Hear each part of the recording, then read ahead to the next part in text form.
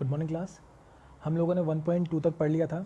आज से हम लोग 1.3 वाला सेक्शन स्टार्ट कर रहे हैं, जिसमें हम ये चीज़ देखेंगे, जो चीज़ हम इसमें पढ़ रहे हैं, पॉलिटिकल थ्योरी जो पढ़ रहे हैं, इसको प्रैक्टिस में कैसे लाया जाए, हमारी जो डेली लाइफ है उसमें कैसे लाया जाए। ठीक है। सबसे पहली चीज़ तो इस पॉलिटिकल थ्योरी सीमित नहीं है, पॉलिटिकल थ्योरी बहुत बड़ी है। और जैसा कि इसमें लिखा है, in this text book we confines our self to one aspect of political theory.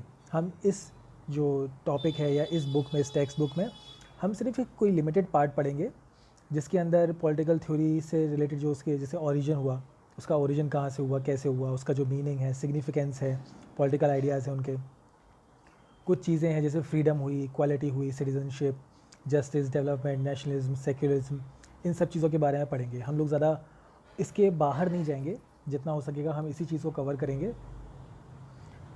यहाँ से स्टार्ट करते हैं। When we begin a debate or an argument on any topic we usually ask what does it mean and how does it matter.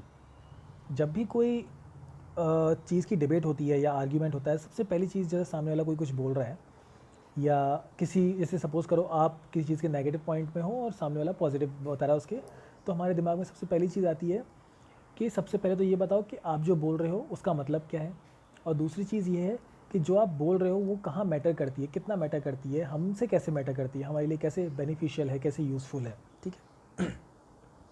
Political theorist have asked what is freedom और equality and provided diverse definitions. Unlike in mathematics, where there can be one definition of a triangle or a square, we encounter many definitions of equality, freedom और justice. Maths में क्या होता है, कहीं भी जैसे 2+2 है, यूनिवर्सल है, 2+2 4 ही होगा। कोई भी मैथमेटिशियन होगा, कोई भी ऐसा इंसान है जिसको मैथ्स के बारे में नॉलेज है या मैथ्स के बारे में जानता है, इसको मैथ्स आता है, उसका सिंपल सा है कि ये चीज़ ऐसी ही होगी, इसके बारे में कोई दूसरी डेफिनेशन नहीं है। एडिशन है तो एडिशन की एक ही डेफिनेशन है, डिवीजन है उसकी भी एक ही डेफिनेशन है, 2+2 4 ही होगा, 3+6 9 ही होगा। लेकिन पॉलिटिकल थ्योरी में क्या हुआ है, बहुत सारे पॉलिटिकल थ्योरिस्ट आए, सब ने अलग अलग या कहीं ना कहीं तक मिलता जुलता भी अगर देखें तो सबकी अलग अलग थ्योरी थी, फिर वो इक्वालिटी को लेकर हो, फ्रीडम को लेकर हो, या किसी भी चीज़ को लेकर हो, तो या जस्टिस को भी लेकर। तो क्या हुआ है कि पॉलिटिकल थ्योरी में हर चीज़ की एक अलग डेफिनेशन हो सकती है, ज़रूरी नहीं है ऐसा हो, लेकिन हो सकती है। ठीक है। This is because term like equality concern our relationship with the human being rather than things. Equality मतलब एक तरह से हम लोगों का रहता है कि हमें हर चीज़ बराबर चाहिए। ह्यूमन बीइंग में और चीज़ों को लेकर ये चीज़ें अलग अलग हैं। हम ह्यूमन के साथ में अलग पर्सपेक्टिव रखेंगे, एक अलग फील रखेंगे, चीज़ों को लेके हम एक अलग फील रखेंगे। कैसे देखते हैं। Human being unlike things have opinion on issue like equality, and many opinion need to be understood and harmonised. How do we go about doing this? Let us begin with a common experience of equality in different places. Sorry. अच्छा, जैसे कि एक चीज़ है, हमारा किसी भी human के साथ कैसा रिलेशनशिप है वो मैटर करता है। चीज़ों के अगर कंपैरिजन में देखें तो जैसे कि अगर किसी के साथ कोई अलग रिलेशन है, किसी के साथ अलग रिलेशन है, तो इक्वालिटी वहाँ पर भी चेंज हो सकती है, या उसका जो मतलब है या डेफिनेशन है वो चेंज हो सकती है।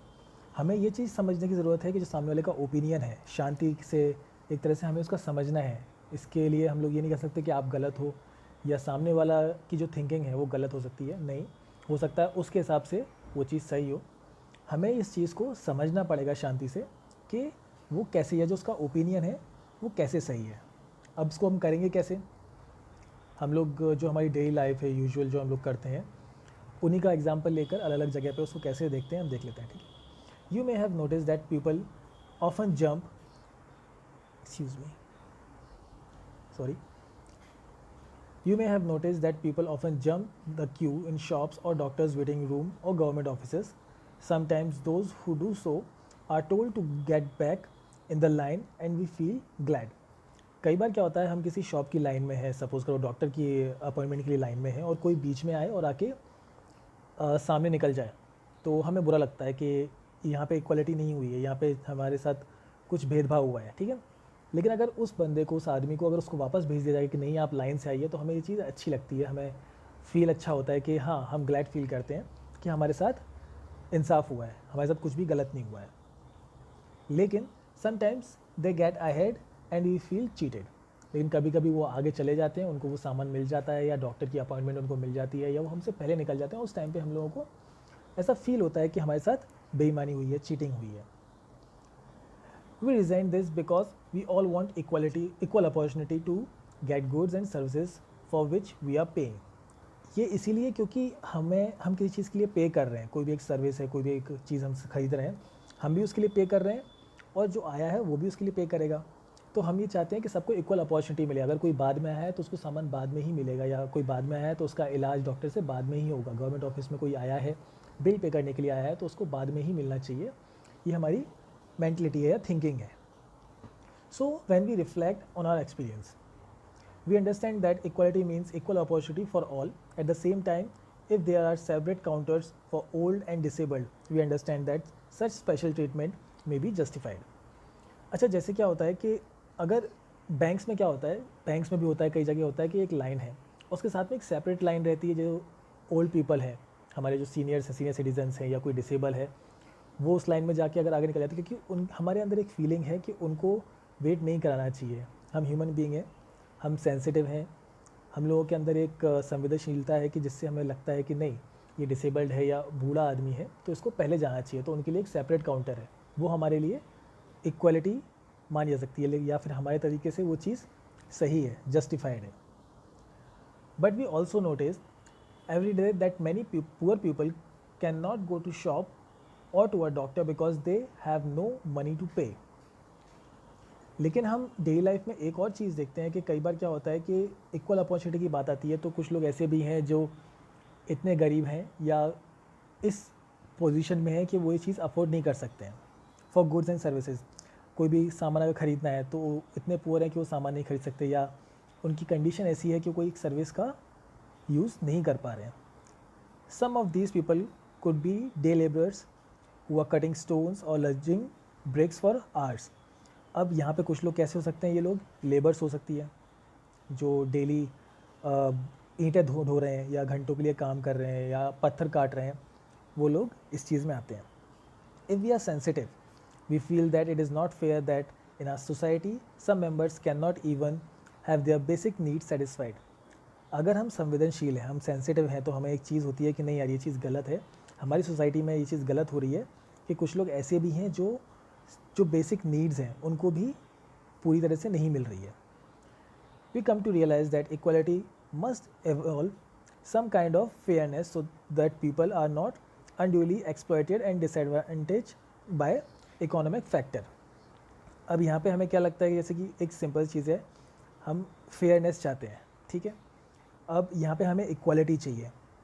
We came to realise that equality must evolve some kind of fairness. यहाँ पे इक्वालिटी और फेयरनेस की बात हो रही है, so that people are not unduly. अच्छा, एक्सप्लॉयटेशन मतलब एक तरह से हम बोल सकते हैं शोषण होना किसी चीज़ का।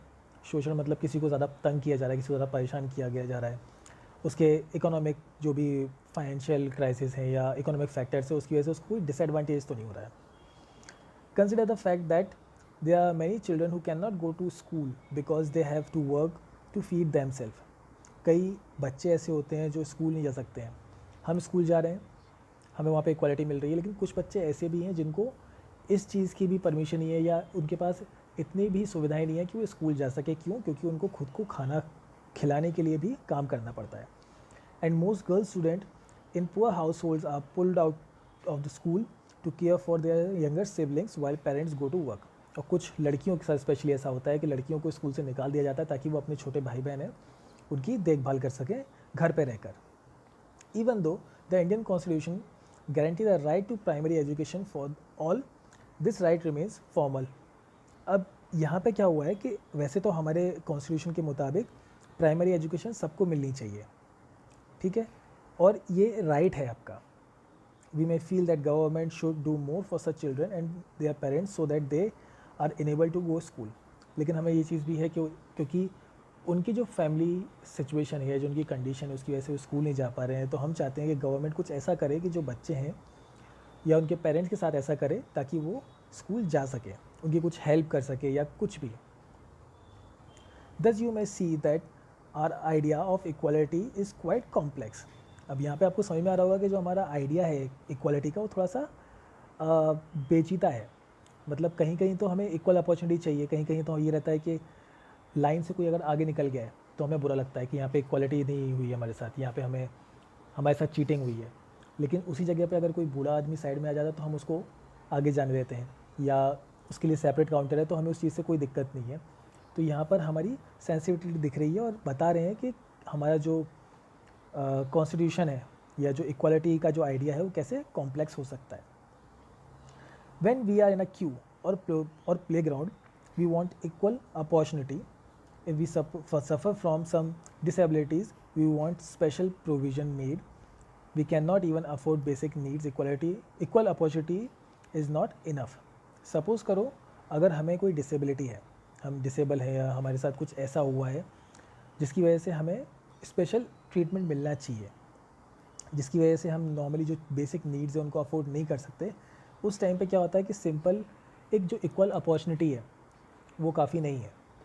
सपोज़ करो कोई गेम भी है या कहीं भी रिजर्वेशंस होते हैं, वहाँ पे क्या होता है कि आपको इक्वल अपॉर्चुनिटी, अब कोई डिसेबल है, सपोज़ करो कोई एक पर्सन है वो डिसेबल है, तो उसके अंदर एक चीज़ रहेगी कि भाई मैं जो नॉर्मल लोग हैं मैं उनके कंपटीशन का नहीं हूँ, मैं डिसेबल हूँ, तो मुझे कुछ स्पेशल एक अपॉर्चुनिटी मिलनी चाहिए, एक कुछ स्पेशल राइट होना चाहिए जिसकी वजह से मैं इन लोगों से कम्पीट कर पाऊँ।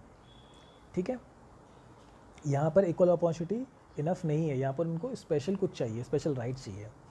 We must be enable to go to school और get help through proactive measures such as fair distribution of resources, jobs, decent wages, subsidies, hospital, etc. This require that some agency be made responsible to ensure fairness. अब यहाँ पे क्या हुआ है कि जैसे कि सपोज़ करो जॉब का है तो डिसेंट वेजेस हैं, सब्सिडी हॉस्पिटल्स हैं, तो यहाँ पर सिर्फ एक इक्वल अपॉर्चुनिटी मिलना काफ़ी नहीं है, यहाँ पर फेयर डिस्ट्रीब्यूशन ज़रूरी है। यहाँ पर इक्वल अपॉर्चुनिटी के साथ साथ फेयर डिस्ट्रीब्यूशन भी चाहिए कि मुझे एक स्पेशल, क्योंकि मैं डिसेबल हूँ तो मुझे कुछ स्पेशल चाहिए ताकि मैं इन लोगों से कम्पीट कर सकूँ। उसके लिए कुछ एजेंसीज़ बनाई जानी चाहिए जो ये इंश्योर करें कि सारी चीज़ें तरीके से हो रही हैं, सही तरीके से हो रही हैं, वहाँ पे कुछ भी गलत नहीं है। So the reason we have many definition is because the meaning of equality is dependent on the context. यही रीज़न है कि जो इक्वालिटी का जो मीनिंग है या जो डेफिनेशन है वो डिपेंड करता है कॉन्टेक्स्ट के ऊपर, या इक्वल अपॉर्चुनिटी किसको मिलनी चाहिए, किसी को स्पेशल अटेंशन मिलना चाहिए, स्पेशल पावर्स मिलनी चाहिए, ये सारी चीज़ें डिपेंड करती हैं कि सामने वाला इंसान कैसा या उसकी क्या कंडीशन है। We started with what it meant for our self and then proceed to consider others, the poor, disadvantage, senior citizen etcetera. We discovered many layers of meaning. We have been doing political theory without realising it. हम लोग कहीं ना कहीं political theory तो कर रहे हैं, हमें पता नहीं है कि ऐसा कुछ हो रहा है, लेकिन हम कहीं ना कहीं उस चीज़ को डेली लाइफ में ला रहे हैं। ठीक है, नेक्स्ट वीडियो में हम लोग एक ये मैंने मार्क भी किया है यहाँ पे, पॉलिटिकल थ्योरिस्ट कैसे क्लैरिफाई कर रहे हैं उस चीज़ को। होप आपके पास बुक होगी, आप उसको एक बार रीड कर लीजिएगा ताकि आपको ये जितनी भी चीज़ें हैं ये और अच्छे तरीके से समझ में आ जाए। हो सकता है कि मेरा कुछ बताने का तरीका या मेरा एग्जांपल आपको समझ में ना आया, हो सकता है, तो आप मेरे से डाउट्स क्लियर कर सकते हैं बाद में। अगर कभी हम लोग लाइव मिलते हैं तो हम उस चीज़ को भी क्लियर कर लेंगे, सारे डाउट्स क्लियर कर लेंगे। लेकिन मेन जो चीज़ है वो आपके पास बुक होना, आप एक बार रीड ज़रूर करना ताकि आपको ये सारी चीज़ें ज़्यादा अच्छे से समझ में आए। नेक्स्ट वीडियो में हम आगे का 1.3 का जो नेक्स्ट पार्ट है उसे कवर करेंगे। Thank you.